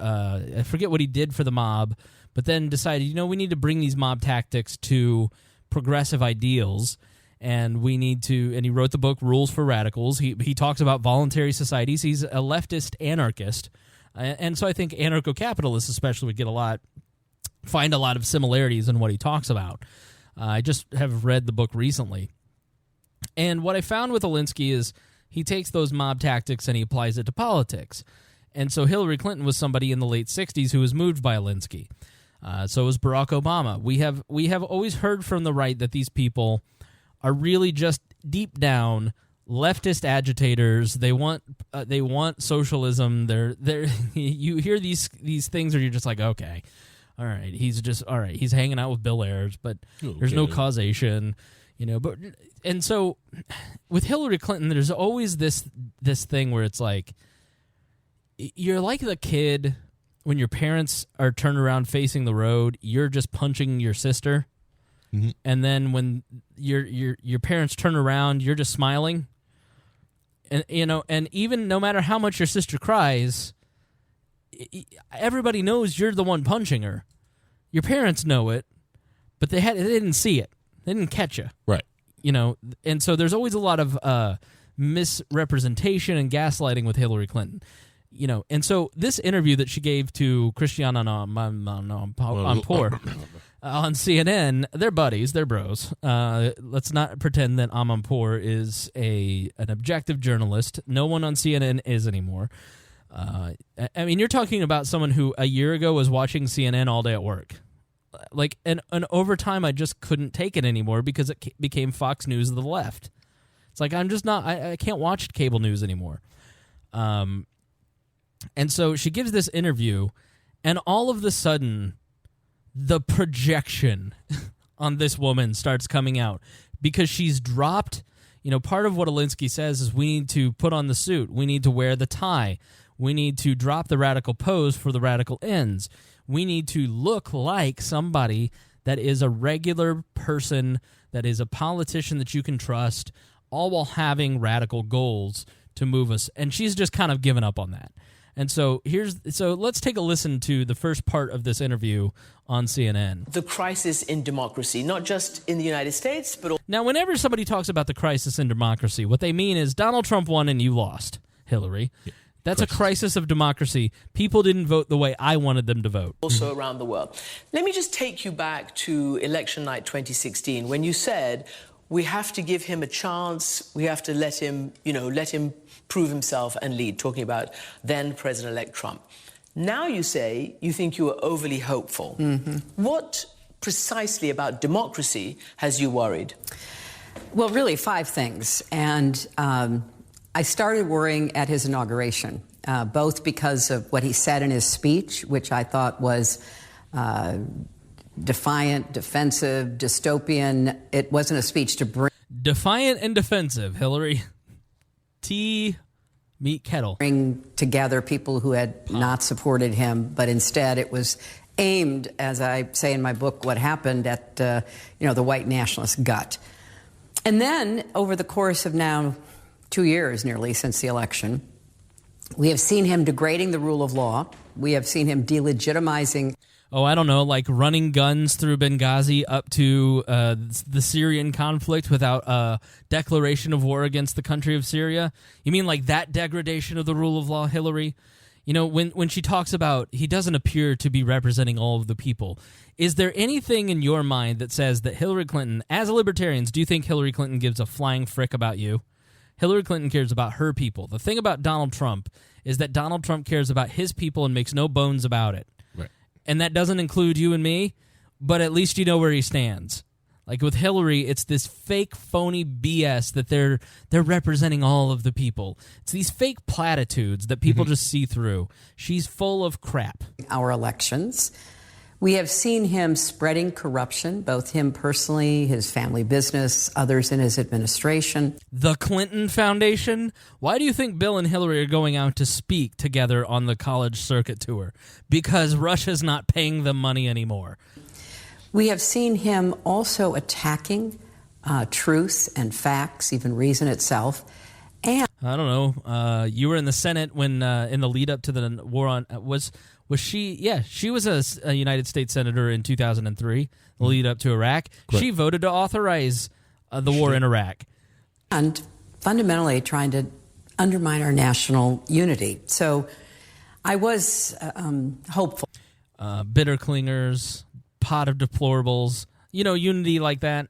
I wanted to give him a chance. I think every new president deserves a chance, but every month that's gone by, I've become more and more worried about how he governs and how he treats people. Last night, President Trump... How he treats people. I'm not even going to bring up Vince Foster because I don't want to seem conspiratorial. Trump had a sort of ceremony for now Justice Kavanaugh at the White House, and he apologized on behalf of the American people for the immense amount of pain and harm that he said that the judge had been put through by this system. What do you make of that? And what message, including the president's mocking of Christine Blasey Ford for her allegations, what message does that send to women? And remember, women went for president. Did you actually hear the mocking of Blasey Ford? Did you ever hear that audio clip? Not all the way through. All right. It's been repeated over and over and over that he mocked her. Yeah. Now, when Donald Trump mocks somebody, he really goes all the way. We played in the beginning. I don't know what I said. I don't know what I said.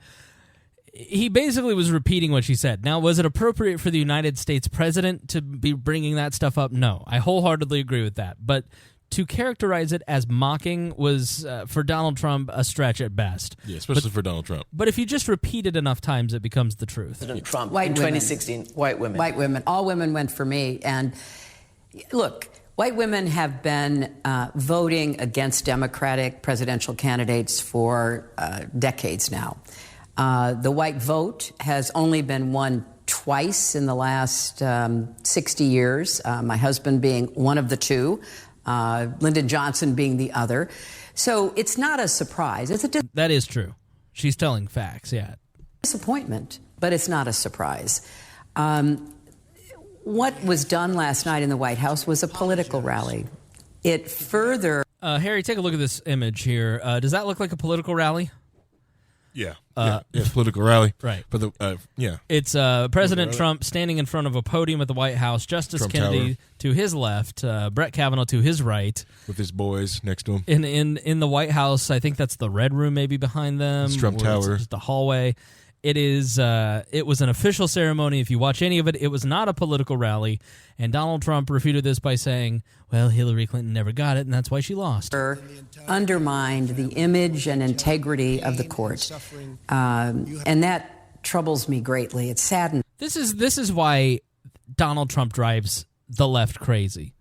Because my entire life in politics, watching since 1998 on, I went to Washington, D.C., I think in 96, and I fell in love with the place on a 6th or 7th grade trip. And so I started paying attention to politics from then on. And I remember going to CPAC in 2003, and I remember the talk being like, why can't we have our own activist corps like the left has? And, we just get beat up. The narrative on the right, when I was a Republican in the early 2000s, and it's always kind of been that way from conservatives, is I'm tired of losing, I'm tired of losing, I'm tired of losing. I'm tired of getting beat down. I'm tired of having to apologize. I'm tired of losing. I'm tired of losing. And what the natural inclination for those on the right was Brett Kavanaugh gets confirmed, they win the victory, but then they don't do anything else with it. They kind of hide it and pretend that it doesn't exist. Donald Trump comes out and puts together the exact same swearing-in ceremony that every other justice that I've seen in my lifetime get, and he opens it with, I'd like to apologize to Brett Kavanaugh's family for what they went through. And that is what drives the left crazy, because that lack of an apology, or that lack of, we're sorry for being Republicans, we're sorry for being conservatives, we're sorry for being libertarians, we're sorry for not agreeing with the mainstream press, we're sorry, that lack of sensibility pisses them the fuck off, because they don't want that to continue. They want for Republicans, conservatives, and libertarians. And make no mistake, even if you come from the left, even if you consider yourself a leftist libertarian, you will be the first to get shot at the end when the gulag comes. Like, there is no doubt that unless you completely buy into every aspect of the ideology of the most extreme parts of the leftist crowd, which is starting to take over the party, you are not part of their group. It is, in their mind, us versus them. It is the same ideology as the radical Muslim. And so I have preached togetherness forever. But I have realized over the last several months, there is no winning with these people. There is no common ground. These people do not want us to exist. And it doesn't matter that as libertarians we agree with them on foreign policy. We agree with them on open borders. We agree with them on the drug war. We agree with them on LGBT rights. We agree with them on so much. At the end of the day, they don't care about that. We're just the last phase. Right. And so they characterize you as the right. So your fate is lumped in with the right. Mm-hmm. You might as well just get over that fact. Because Yeah. there is, you may be in your car right now going, he's just biased towards the right and he just doesn't get it. You just don't get it yet. No, they'll bash you. You pay attention long enough and you'll get it. Yeah, you're part of the fascists, they'll bash you too. Yeah, you're a fascist to these people, and so you better wake up and realize that it's us versus them because they're making it that way. Yep. And if you hold enough cryptocurrency, you've got money, guess what? You're rich. Eat you. Yeah. They'll eat you too. Yep.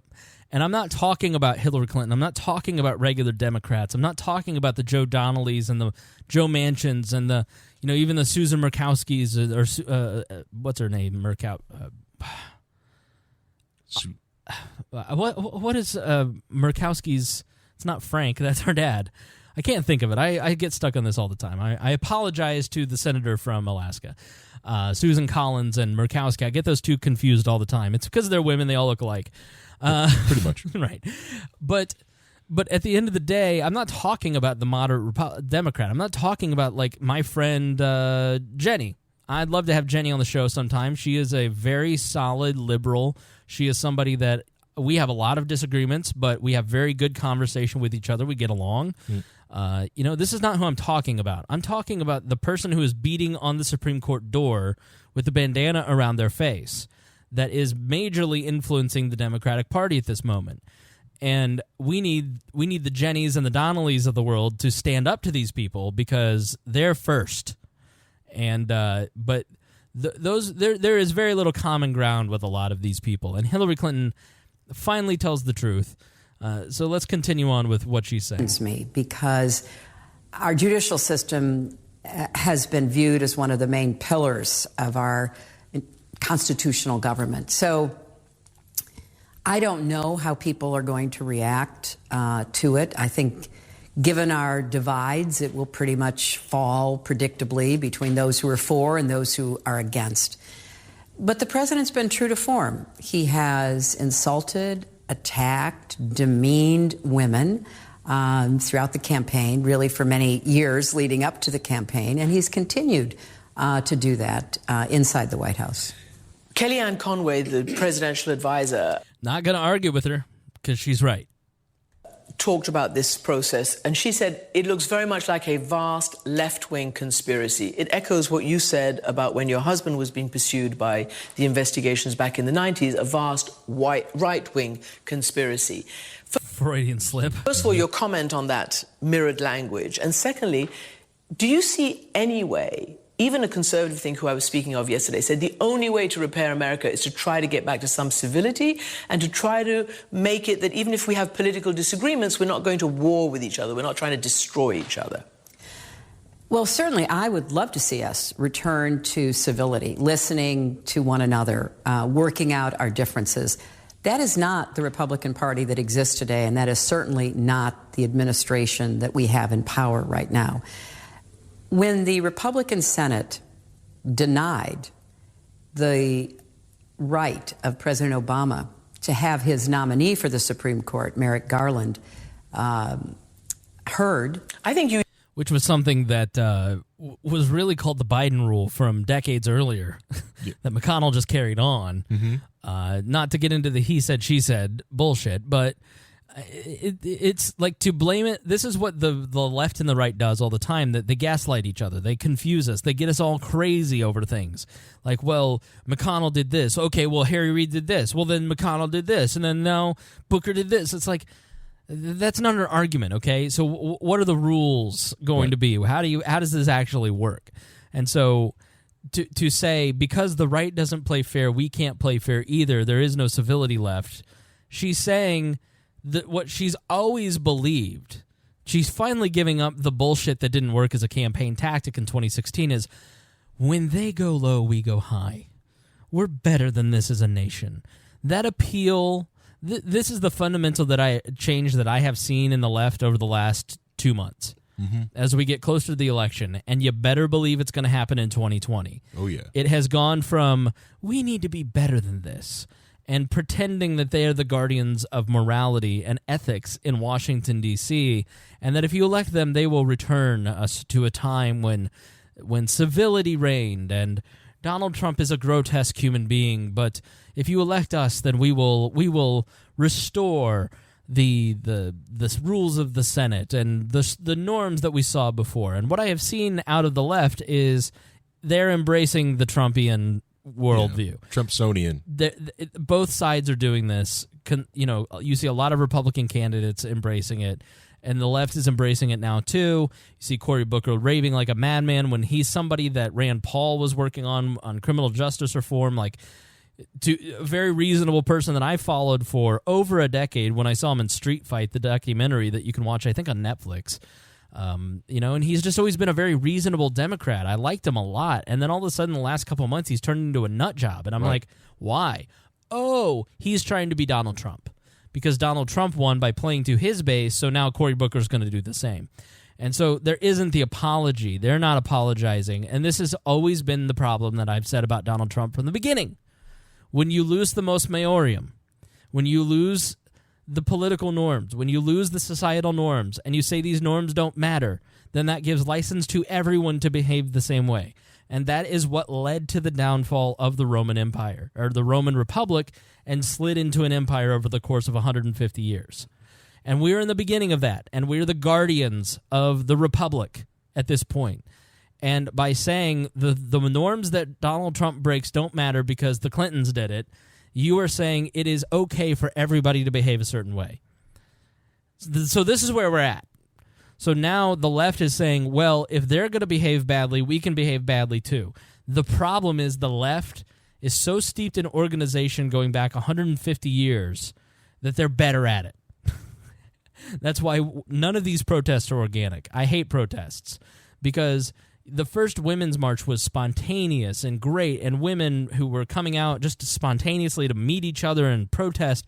And then you go to the second one. I went to the second one here, and it was nothing but leftist groups that had taken over. It became a data collection bucket for Washington groups, Washington interest groups. The Tea Party Express eventually just took over the Tea Party. Same thing happened with the right. Protests are great if you go to the first one.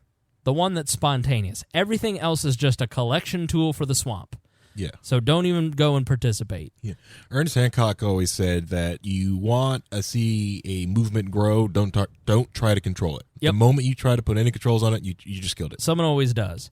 And so now we're seeing Hillary Clinton say, it doesn't matter if you get up in their face. It doesn't matter if you show up and create a mob outside the Supreme Court, or if you harass Ted Cruz out of a dining hall.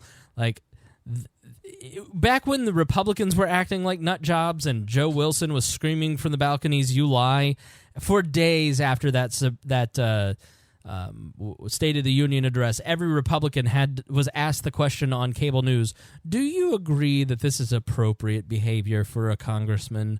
You don't see one leftist politician, Democratic politician, progressive politician, activist, individual anywhere on the news being asked, do you feel it's appropriate for a senator to be harassed?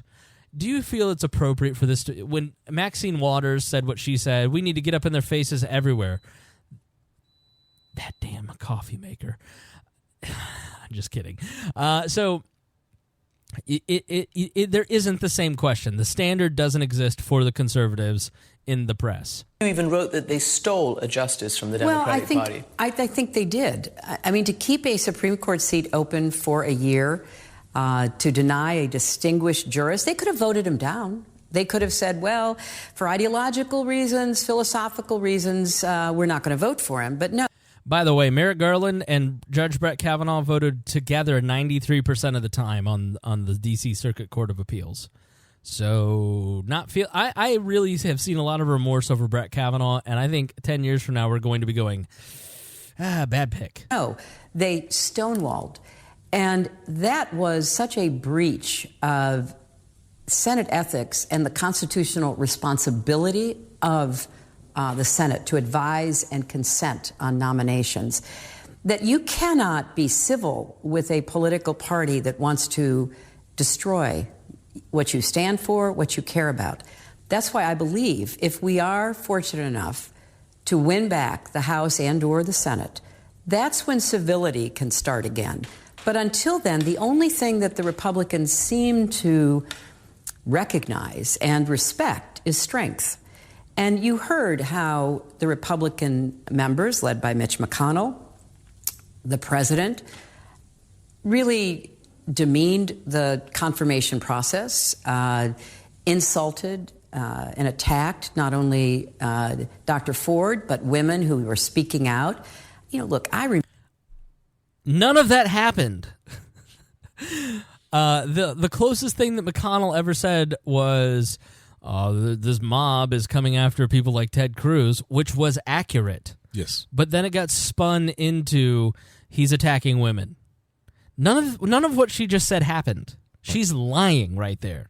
So be uncivil because all they respect is strength. Get in their grill. Be as uncivil as possible. And then when we have power again, behave. We need you to behave then, because then if you misbehave, we can't enact our plans because the news will be about you misbehaving. So the woman is just saying you have carte blanche to do whatever you like, activists. Go for it. Yeah. That's the only language they speak. Let's return to the 1960s. This is a person who won the popular vote of the presidency, a former senator, right, a former secretary of state, saying that violent extremist behavior is okay in the United States as long as it's done by the left, but not at Charlottesville. No, then it's not okay. Right. Remember Republican operatives shutting down the voting in Florida in 2000. I remember the swift boating of John Kerry. I remember the things that even the Republican Party did to John McCain in 2000. I remember what they did to me for 25 years, the falsehoods, the lies, which unfortunately people believe because the Republicans have put a lot of time. Ma'am, the birther movement was started by you. Barack Obama's not a citizen came out of Lanny Davis's hands and Podesta's hands and all of your little hatchet men. Time, money, and effort in promoting them. So when you're dealing with an ideological party that is driven by the lust for power, that is funded by corporate interests who want a government that does its bidding. All of the major corporations donated to you, Hillary. Yep.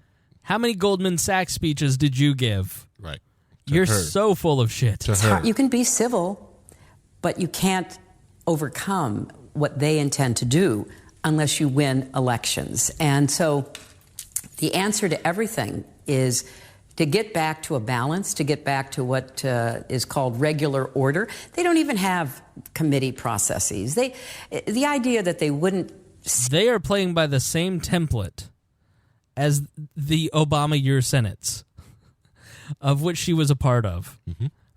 She was not a part of it, but regular order broke at the end of the Bush administration, and it never returned. Democrats controlled the Senate by 60 votes at one point during Obama's tenure. They could have returned us to regular order when they were in control of the Senate then. It's so hypocritical at every turn. I'm done playing this. There's like 4 minutes. You can go watch the rest if you really hate yourself. But, this is just unbelievable lying that she's doing here. She is such an enormous part of the problem. Mm-hmm. She has been at the core of liberal activism since the late 60s. She and Bill were in the White House for 8 years. They ran the Clinton Foundation.